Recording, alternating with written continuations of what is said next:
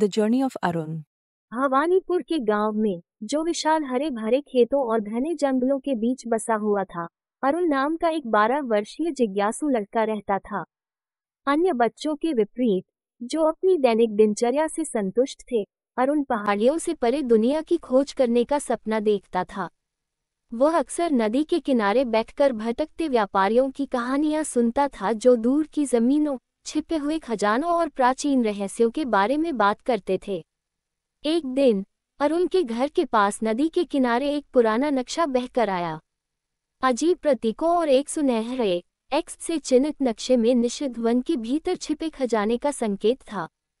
गांव के बुजुर्ग हमेशा जंगल में जाने से सावधान करते थे, पौराणिक जीवों और खोए हुए यात्रियों के बारे में बात करते थे जो कभी वापस नहीं आते। लेकिन साहस और उत्साह से भरे अरुण को पता था कि यह खुद को साबित करने का उसका मौका है। दृढ़ निश्चय अरुण ने कुछ खाना, एक छोटा चाकू और अपने दादाजी का लकी पेंडेंट पैक किया और निकल पड़ा। रास्ते में उसके साथ उसका सबसे अच्छा दोस्त कोको नाम का एक चतुर आवारा कुत्ता भी था। साथ मिलकर उन्होंने कई चुनौतियों का सामना किया, एक उग्र नदी को पार करना, प्राचीन पहेलियों को सुलझाना और जंगली जानवरों से बचना।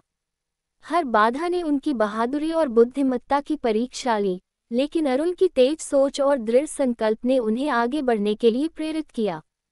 आखिरकार कई दिनों के रोमांच के बाद वे जंगल के बीचों बीच पहुंचे, जहां एक परित्यक्त मंदिर था।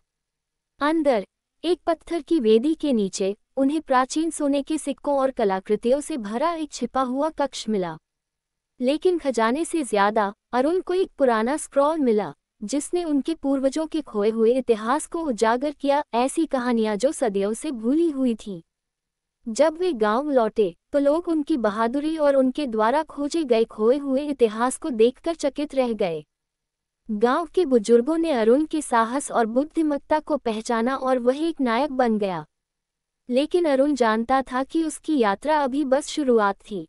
दुनिया रहस्यों से भरी हुई थी, जिसका पता लगाया जाना बाकी था, और वह और भी रोमांच के लिए तैयार था। धन्यवाद। अगर आपको ये कहानी पसंद आई तो लाइक और सब्सक्राइब करें।